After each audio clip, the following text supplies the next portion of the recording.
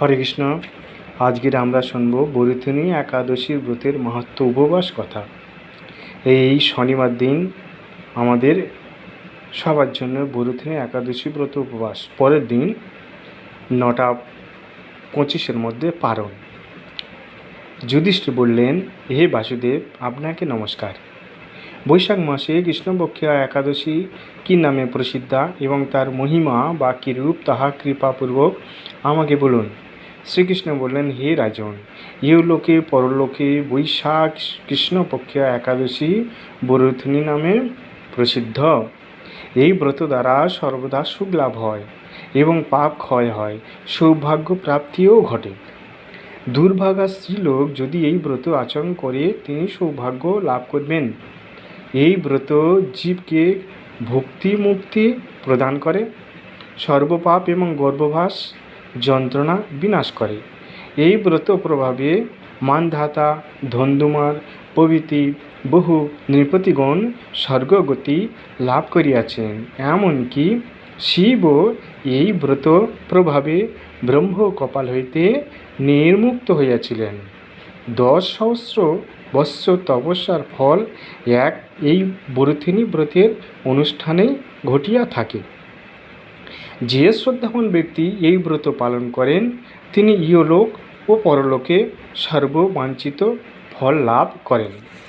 হে নৃপশ্রেষ্ঠ, অশ্বদান হইতে গজদান শ্রেষ্ঠ, গজদান হইতে ভূমিদান শ্রেষ্ঠ, আবার ভূমিদান হইতে তিলদান শ্রেষ্ঠ, আর তিলদান হইতে স্বর্ণদান শ্রেষ্ঠ। তা হইতে আরও শ্রেষ্ঠ হলো অন্নদান।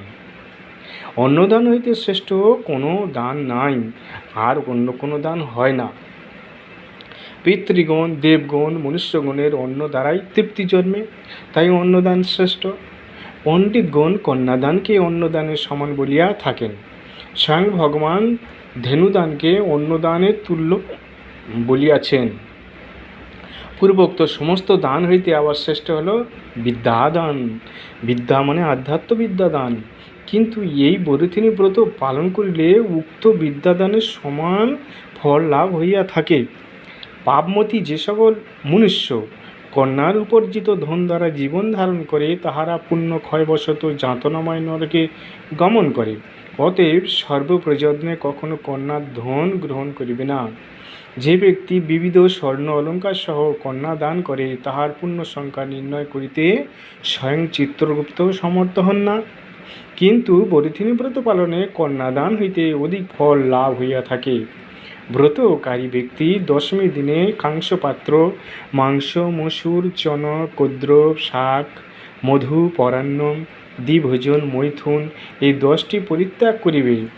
দুতকড়িয়া, তাম্বুল, নিদ্রা, দন্তধামন, পরচর্চা, খলতা, চৌর্য, হিংসা, মৈথুন, ক্রোধ ও মিথ্যাবাক্য একাদশী দিনে পরিত্যাজ্য।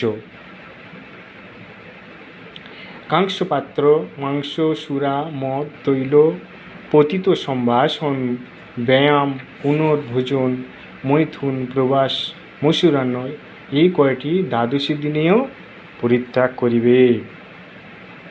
হে রাজন, এই বিধি অনুসারে বরুথিনী ব্রত পালনপূর্বক রাত্রিকালে মধুসূদনের পূজা ও জাগরণ করিলে মানবগণ পূর্ব পাপ হইতে মুক্ত হইয়া পরমগতি লাভ করে।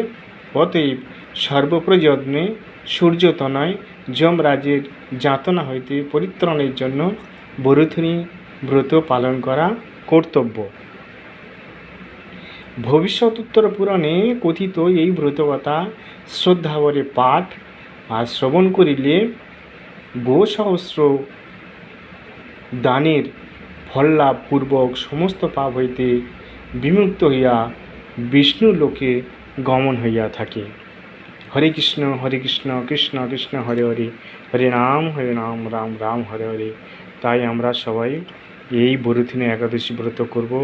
বরুথিনী একাদশী ব্রত করলে মায়েরা সৌভাগ্যশালী হবে, সর্বপাপ বিমুক্ত হয়ে যাবে, ভগবানকে আমরা পাব, ভগবানের চরণাশ্রয় করতে পারবো, ভক্তি পাবো আমরা, যে ভক্তির দ্বারা ভগবান আমরা